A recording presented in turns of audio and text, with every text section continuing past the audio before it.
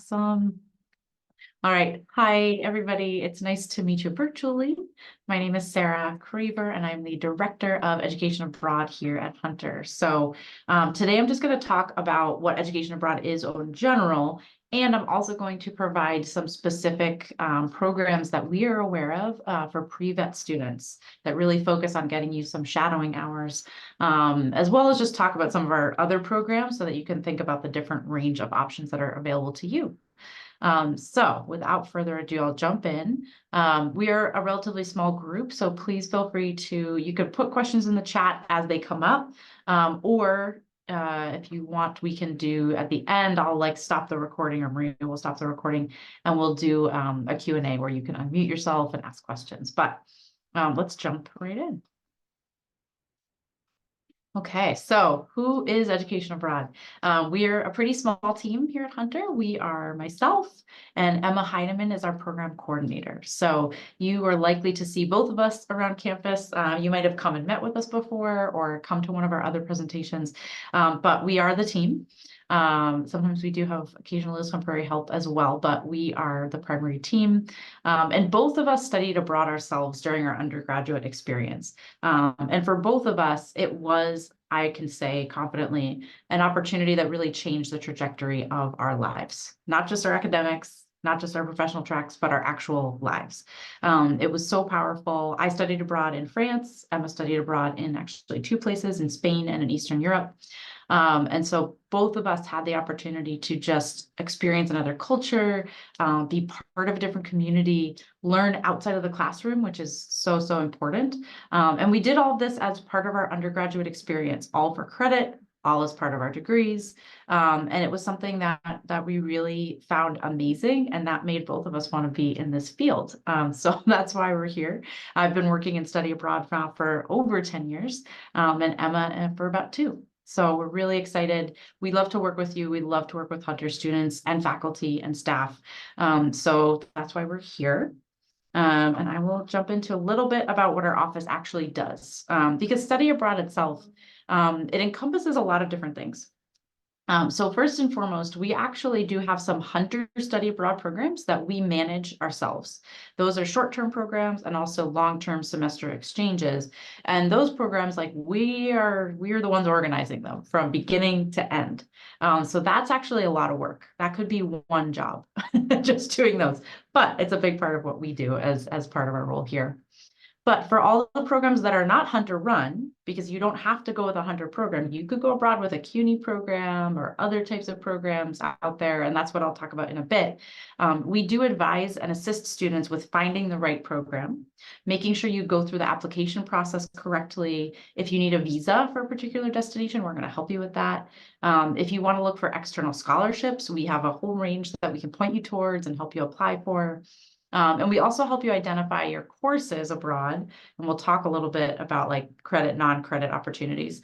And of course, we do a lot of health and safety preparation and planning for all students. So lots of different areas of expertise and support. This third bullet point that I mentioned here is that we prepare students to go abroad with pre-departure sessions. So pre-departure is really important. It's great to get into a study abroad program or find an opportunity. Then what, right? Between the moment you get into a program and the moment you get on the plane, there's a lot that happens. And that's what we call the session of time that we call pre-departure. So not only do we provide a lot of support throughout, but we also have targeted orientations before you leave. So you're going to leave feeling really confident in how to get where you need to go. What's it going to be like? How do I keep myself healthy and safe? How do I manage all the academics? What are some of the cultural differences I should be aware of? All those things. So we do a lot of preparation in that phase. And then finally, the last thing I mentioned here, though it's certainly not the end of our work, but the last thing I mentioned is that we serve as a supportive liaison for students and departments across the approval process. So let's say you go abroad for credit. It's not just going to be working with us. You're going to be working with financial aid if you receive aid. You're going to be working with the registrar, with the bursar, with academic advising. I work a lot with pre-health advising, as well as general advising. So yeah, there's so many offices that we collaborate with, and also academic departments as well. So we're in touch with faculty and chairs and lots of different things out there. So we're sort of at the center of the study abroad experience and preparation, but we're working with all these other offices at Hunter to make sure that it's a really smooth opportunity for all of you. So just in general, to give you the overview, like what is the actual process for studying abroad? The first is to explore our website, make sure that you are eligible to study abroad. There are some eligibility requirements, and also to look at our program offerings. So we do have a lot of program offerings. I'm going to talk about that in great depth in a minute, but you want to start with our website just to get a general sense of your eligibility. Do you qualify? What the process looks like, and what are the programs that you might consider? Then once you've done that initial research, you want to set up an advising appointment with me, with Emma. You can also drop in. We have peer drop-in advising hours every week. They're on our website, so you can definitely come by and just chat with a fellow student who studied abroad. And then once you have this better sense of, where do you want to go? What do you want to do? Then you actually apply. And if it's a 4-credit experience, then there is a Hunter Study Abroad application to do first, and that's your approval application. We approve you. Our application's a pretty easy one to do. I would say it's not super time consuming. There's a very brief written statement you have to submit, no more than 500 words, so it's pretty short. And then usually there's going to be a secondary application. If you decide to do another opportunity, then you are going to do an application as well. And let me clarify, when I say if you're going to do another opportunity, I mean a non-Hunter program. Okay, so usually you're doing 2 applications, one to Hunter and then one to your specific program. The last bullet point I'll mention here is that you do also need to, throughout this process, be researching financial aid opportunities, scholarships, external scholarships you can apply for, and understanding any other funding possibilities that you might explore for this, okay? So that's just the overview of the steps, and I'm going to get into this a little bit more. Maria, did you have a question or just came on camera? I did, I just came on camera. No, awesome. All right, so just to give you guys a quick sense, I did screenshot the eligibility requirements for studying abroad, and they are listed here, but you can also find them on our website. There is a menu item that just says eligibility requirements. You can check it out there. And this is, again, for 4-credit programs. I'm going to talk a little bit about the distinction between 4-credit and not for credit. But if you're doing a 4-credit program, you have to be at least 18. You have to have done at least 2 semesters of college level study. So usually if you're a first-year student, just wait till that summer after your first year, and then you can go abroad. You have to have at least a 2.5 GPA, good academic standing, good disciplinary standing. And if it's 4-credit, you do have to be applying those credits towards your degree. We do have a few exceptions to that we're always happy to talk about, but in general, these are the guidelines and requirements. You also need to have a valid passport, which is really important. So if you don't already have your passport ready to go, and you're thinking of studying abroad, let's say in the next year, I really recommend getting your passport, either the first one that you've ever gotten or renew it as soon as possible. It can take up to 2 months, even 3, to get your passport for the first time or to get it renewed. So it's a long process. So we do recommend applying now if you are thinking like in the next year, you're going to study abroad. All right, so now we're going to get into the different types of programs that are out there, okay? And what I'm going to do is I'll actually start with non-credit shadowing opportunities, okay? Usually when I actually work a lot with pre-health and I do sessions with them every semester, so I actually pulled this slide from my presentation with them because there are 3 of their providers that we usually work with that do have specific pre-vet opportunities. And I am going to share those with you and dive in, but I also wanted to show you the breadth of programs that we have in pre-health as well. So let's say that you are a pre-health student who, maybe, I'm not sure if all of you have decided you're going to be pre-vet yet, but just know that there are other opportunities for shadowing hours in addition to the ones that I'm going to talk about that are just for pre-vet. The one thing I do want to mention, and this is kind of towards the bottom here, these programs, as I said, they are generally not for credit programs, okay? They are purely shadowing hours. You do get a lot of support on the ground in terms of you have a staff person or multiple staff people to help you with housing, to help you with getting to and from your shadowing site. Sometimes, depending on the organization, they'll be there to help you process the experience, to do some sort of reflection sessions and discussions. But you do need to understand that when it's not for credit, that means none of your financial aid, if you get any, can apply. That just doesn't apply because it's not for credit. It's like something extra separate from your experiences at Hunter that you were doing. That can be kind of tricky to navigate from a cost standpoint, just because these programs often charge a lot of money. And so one of the things that I always recommend is that students really do your research before you apply to a program, because you want to understand what are you getting for that money. You know, a lot of the time it's going to be that support, as I mentioned, like a staff person, help, food, lodging. You know, a lot of times the costs cover all of that. And I will say that the organizations I highlight here, I have actually vetted them. I have had conversations with staff for all of these organizations. And so I do have an understanding of what they offer. And I feel that these are organizations, while Hunter does not have a partnership with them, like an official partnership, these are organizations that I have spoken to staff with. And I feel confident saying that you will have a positive, support experience with them. But again, we don't have an official partnership with any of these organizations. So just to be super clear on that. That doesn't mean there's not scholarships available for these organizations, but they are available only within the organization, if that makes sense. So for example, I know that Doctors in Italy has its own scholarship pool. So when you apply to Doctors in Italy to do shadowing, you can also apply for a scholarship from them. And that way they can maybe defray the costs a little bit. So that's something to be aware of. But if you are looking at other like external scholarships, we have lots of them for 4-credit programs. Most of the ones we have for 4-credit programs will not consider you for a non-credit opportunity. So just be aware of that distinction. That doesn't mean you can't get a lot of value out of the experience. And I'm going to talk about each one of these providers in a little bit more depth, but I just wanted to be really clear with everyone from the get-go that that's why sometimes you might not see them on our website, or you might not see them in program searches. First, that we don't have a program relationship with them, a formal relationship. And second, that we typically focus on 4-credit opportunities because they unite, academic experiences as well as real world experiences.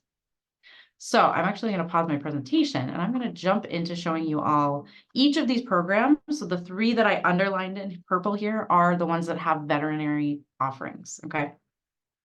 And I will put these links in the chat as we go. So first is Doctors in Italy. Let me just get the chat going again if I can. Maybe not. Okay, since I'm sharing my screen, I always have trouble getting the toolbar back. But basically, so this program is, as the name implies, focused just on Italy. Surprise, surprise.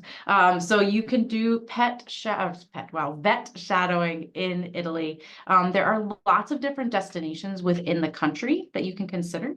And as you know, if you want to look at these program offerings, they will tell you details about like where you can actually do these hours. So Rome, Florence, Milan, Perugia, those are the 4 that they highlight here. And you can really dive in and look at the specific offerings. Just because I know Milan pretty well, I'm going to dive into Milan and pull this up and just show you guys an example. So when you're looking at these programs, essentially, they'll tell you, okay, who is this really for? This can give you a sense of the types of shadowing students that they're going to have. And then they're going to tell you specifically who are their partners. They actually work with a lot of, it looks like sanctuaries, animal rescue organizations, animal clinics as well. Pretty cool. Really, really interesting. And then they also talk to you about Milan itself and the city and what you can explore. You can look at the housing, which is really helpful. They actually tell you. And then we come to the fees, right? So important to understand once again, you're looking at, I would say, it's coming in at about 2 weeks, about $5,000. That's, more expensive than the majority of our study abroad programs. Usually I would say if we have a month-long program, it's $5,000, including tuition and all that. So these are a bit on the more expensive side relatively. But then you see exactly what's included. Your shadowing, your accommodation, they have the support, as I mentioned. They do an airport pickup and check-in, breakfast and dinners. So that's actually really helpful to know. And then insurance, which is required for every study abroad opportunity, transportation and excursion. Yeah, there's a lot here. So, when you look at it, again, this is clearly like you see the cost and then you see what you're getting, right? So that you can understand everything that's broken down. And, again, they have these other options. I just picked Milan, but you can certainly look at Perugia, you can look at Florence, you can look at Rome. And things are going to vary based on the place that you might want to be. So for example, if you want to be in a smaller city, Perugia is going to be your choice. If you want to go to a big city, Rome is going to be your choice, right? So this is definitely something that I highly recommend you all look into if Italy is a place you're interested in. And I actually have spoken with the staff about students who might not speak Italian, right? Because that is definitely a consideration when you're going somewhere where the language is not English. And they definitely, I believe, have English language practitioners for the most part. And they also have the support staff that can help you with any sort of translation, or if you don't speak Italian, you're going to get support from people on the ground. The other thing to mention about at least doctors in Italy is that it is a completely what we call like hands-off or hands in pockets experience. So you're shadowing, but you're watching. You're solely observing. You're not touching any animals. You're not touching, any of that. None of that is happening. But you are doing what we call the, sort of hands in pockets observation. I'm going to show a couple more programs. So I want to shift a bit to Belize, which is a totally, different part of the world. We're looking at Central America. And they actually have a mix of sort of pre-health focused on people and then pre-vet focused on animal support programs. So these are a few different ones you can look into. Tropical marine ecology, wildlife health and conservation, and large animal veterinary practice in the tropics. Those are the three that stand out to me as potentially being of interest. I know that Sila Belize, I've spoken with them as well.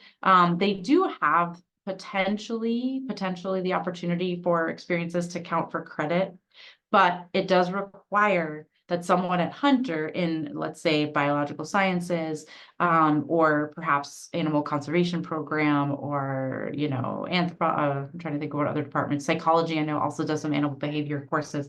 So someone in that academic department, a chair or a lead of a program, would have to sign off and say, yep, you can get 3 credits for this. And they'd have to translate what that would be. Maybe it's 3 credits of independent study. Maybe there's a fieldwork course that you could use this for. But I'm pretty certain that that would be a possibility for these programs. I will just click on the large animal veterinary practice so we can take a look at that. And sort of similar idea, they actually also have a January option, which is really great. So between the fall and spring semesters, as well as summer offerings, as you're seeing a lot of these programs, 2 weeks. 2 weeks is sort of the average. And they will tell you what is actually covered. Oh, look, there's a syllabus, which is pretty awesome. But then they will tell you again, this is slightly less expensive than Italy, but I have a feeling that has to do with cost of living in Belize versus Italy, $3,180. And then the airfare is your responsibility. So again, you do have information about like what's included here. There is an application fee and you have to do your own personal budget, your own airfare, you get your own insurance. This is important to point out.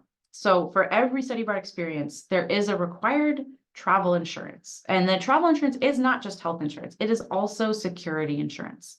So a lot of programs have it. As I mentioned, like Doctors in Italy has their own. So when you take part in their program, they're going to cover you.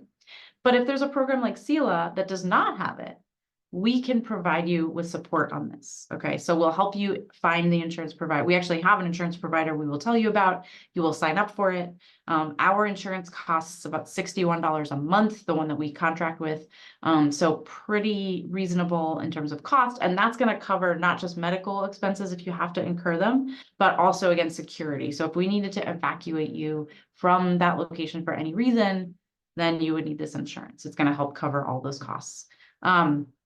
But, this is just, again, another example, different part of the world, but you also do have, as they mentioned, free time to discover Belize, as well as these opportunities to work with large animals. And the syllabus can give you more details. So definitely recommend looking into these further and looking at the details of what's offered.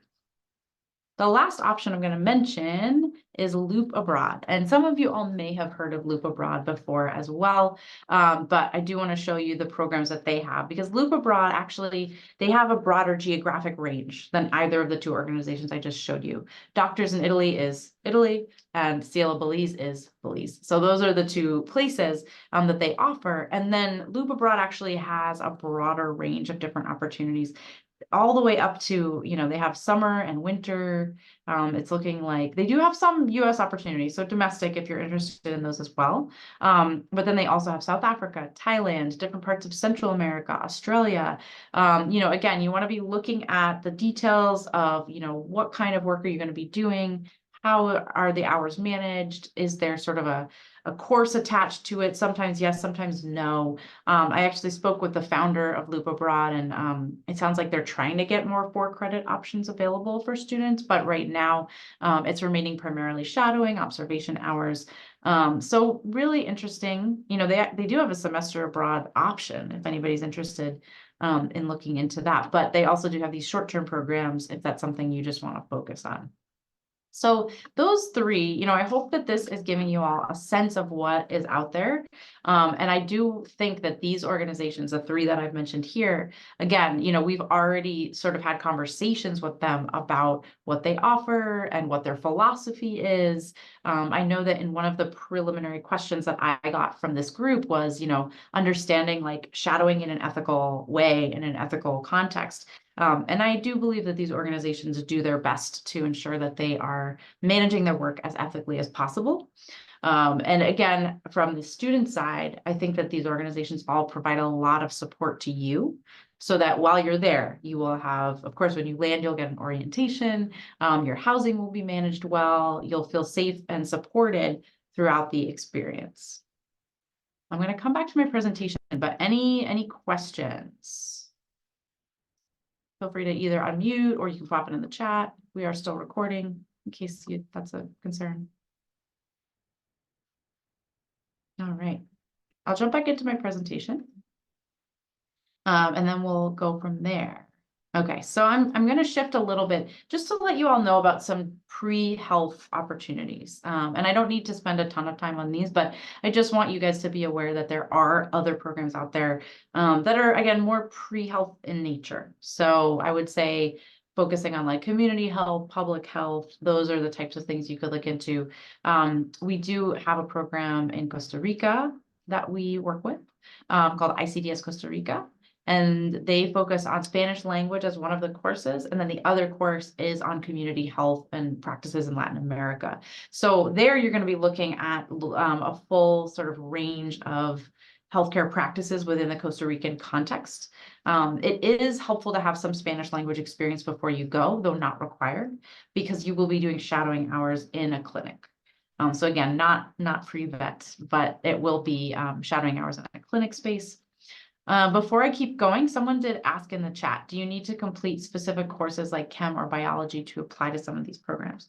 That is going to depend on the program. So I would say look more deeply at the different websites and see, which I am going to share the links. Sorry that I didn't get to do that while I was presenting, but I'm going to copy the links later on once we keep going in the presentation. But the three organizations that I mentioned, in case you want to just Google them quickly, Doctors in Italy is one.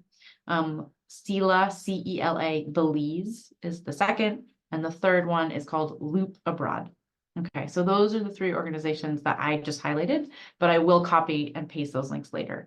So yeah, in terms of do you need to complete specific courses before you apply, I would say, check out the prerequisites. In most cases, they'll want you to have had some experience, but it's going to vary depending on the program, depending on the type of work you're going to do. So the program details are actually going to be more helpful in guiding you in this way. For these programs, so again, just coming back quickly to the 4-credit pre-health focused programs.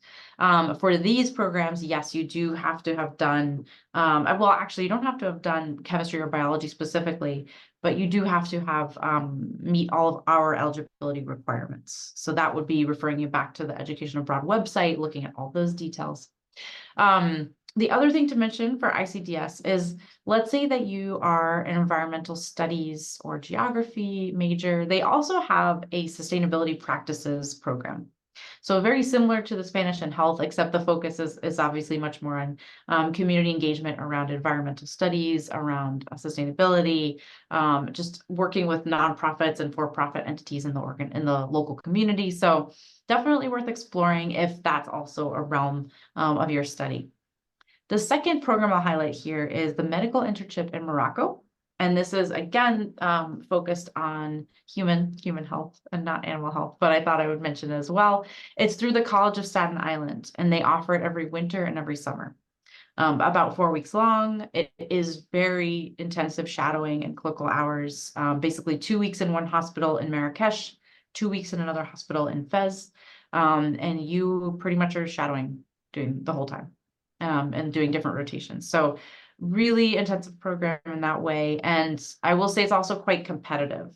So to the earlier question about specific courses or experience, I would say medical internship in Morocco, it's probably more for like an advanced student in terms of you're a junior or a senior, later on in your studies, because it's also a high level biology course. It's a CSI, they listed as a bio 500 level course.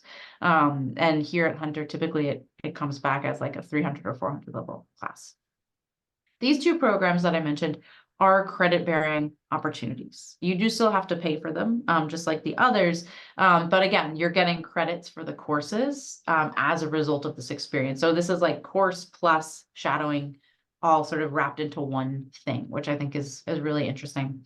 Again, not so much working with animals though, alas, but definitely something to consider for pre-health in general. And I will skip over this because I do have some more sort of details about the ICDS Costa Rica program, but please just know that if you want any more information, we do have our websites up for their summer programs. For the semester program, unfortunately, I'm working on the website, so it's not quite ready yet, but I'm happy to provide details. We do have some PDFs and other documents I can share if you're interested. And then just to mention, for those of you who may not want to do anything about specific opportunities for pre-vet abroad, we do often find that students who are in pre-health or pre-vet tracks, maybe you want to do something abroad that doesn't have anything to do with that pre-health, pre-vet experience. Maybe you just want to study abroad and knock out one of your flexible core requirements or take an elective class. Just please know that there are lots of options for this. And I'm happy to share more. But I do want to point out we have winter and summer programs. Our website has full details about all of them. Generally, the programs are going to be more in the humanities, so languages or English, literature, culture, history. So definitely check out our website to look at those programs. And know that, again, with other CUNY schools, through SUNY schools, as well as a lot of our affiliated program partners, you might be able to find that program that really meets your specific needs. I will mention, so we work with all the partners that I listed. They're named USAC, CIS, IES, and CIEE. Lots of acronyms there, but they all have different programs that are offered in potentially public health, community health, a lot that are sort of relevant. Again, they might not be specifically in that shadowing realm, but they are often going to offer these opportunities that will be adjacent to what you might be interested in as well. And those are both short-term and semester options that you can consider.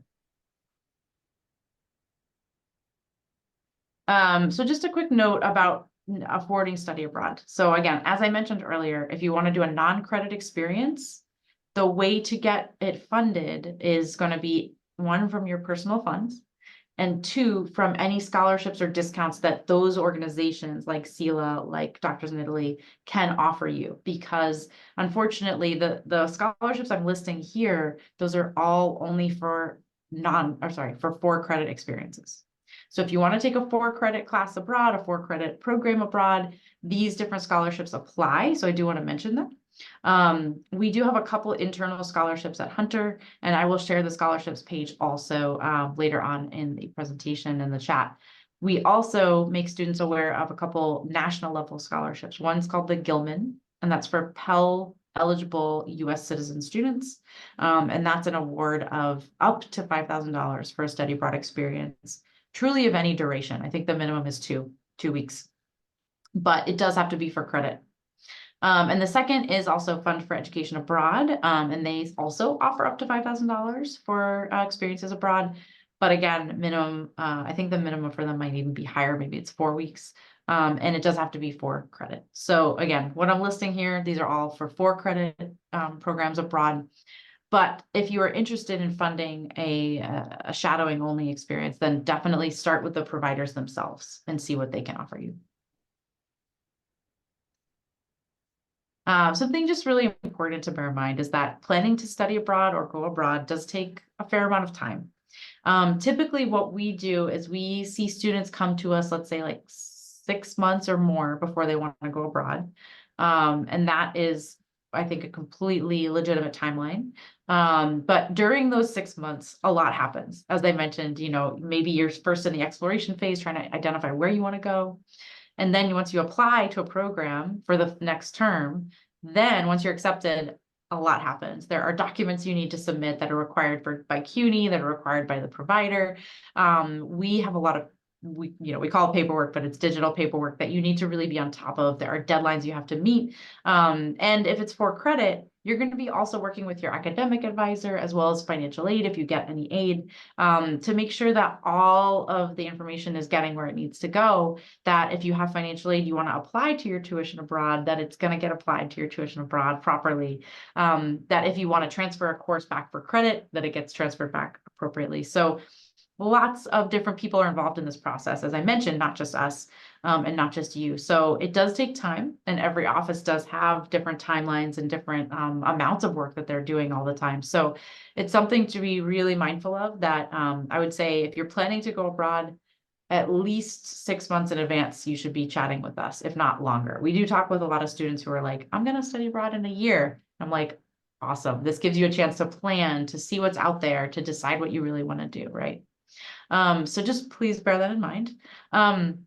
There's one other thing I'll mention too, and that's that students who want to do a shadowing experience that's not for credit, the question comes up of, are you required to work through our office? So let's say it's like summertime, you just want to do some shadowing, you're going to work directly with doctors in Rome, or doctors in Italy rather. If it's not for credit, you technically do not have to work through our office. I'll be honest. I think there are a lot of benefits to coming to us though and working through our office, because we provide a lot of advising and support. We also can provide you with, as I mentioned, those pre-departure steps, a pre-departure orientation. So there's a lot of resources that we can share with you. And we can also help you. Let's say that there was an opportunity that maybe it wasn't a 4-credit class on the ground, but maybe there was the opportunity to get it signed off for as like an independent study or some kind of elective credit. We can help you with that process as well. So I think there's an advantage to working with us. Not only that, but we do really want to know more about where students want to go. So if all of a sudden 5 people from pre-vet want to go to Loop Abroad and do this program in Thailand or in South Africa, that's super important for us to know, so that we can maybe think about a partnership with Loop Abroad and make it, maybe create a discount for students, things like that. So the more information that our office has, even if it's a not for credit experience, the better, because ultimately at the end of the day, we have the ability to sort of negotiate with partners, to maybe even set up a custom hunter program. Like there's a lot we can do, but if we don't hear from students about, oh, I'm going here and doing this, then we have no idea what's out there in the field. So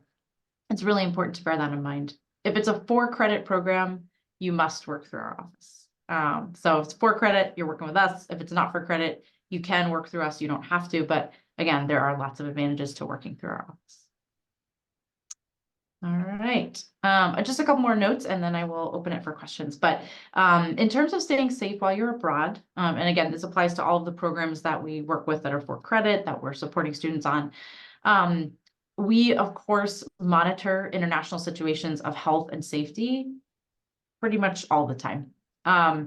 We don't send students to places that we do not feel confident sending you to in terms of safety. And we tend to err on the side of caution, abundant caution, when we're running programs or even supporting programs. CUNY has a rule as well that if a destination has a travel warning, so the US State Department has 4 levels of travel warnings. If a destination has a level 3 travel warning, then you need to submit a petition to us, and then we'll send it to CUNY and we send it to the provost office at Hunter. It has to be signed off on by multiple people. If it's a level 4 country, think about the most extreme situations happening in the world right now. Those are level 4 countries. we don't send anyone there. That just doesn't happen. Level 3, you know, we can look into the specifics of a situation.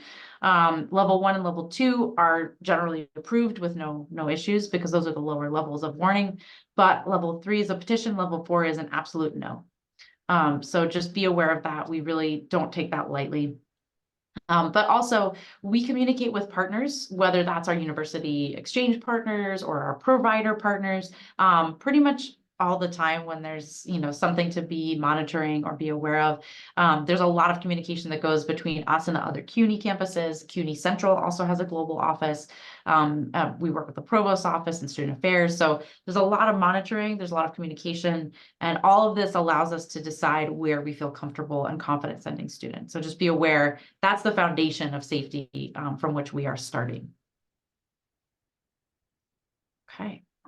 All right, so please do come visit us, come chat with us. Emma and I both love to talk about study abroad. We could talk about it all day. That's why we do this work. But we're in Hunter East. We're on the 14th floor. So if you're ever in the pre-health suites, just come up 7 floors and you will find us. And you can also email us at edabroad@hunter.cuny.edu. If you scan that QR code, you will find our Instagram page. And if you follow us on Instagram, you will see student stories and experiences. That's where we try to highlight all of our student stories as much as we can. So I'm going to stop my share for the moment, and I'm going to ask Maria if you can also stop the recording. I can shift to questions. And while we do that, I'm going to also pull all those links that I mentioned, and I'll put them in the chat.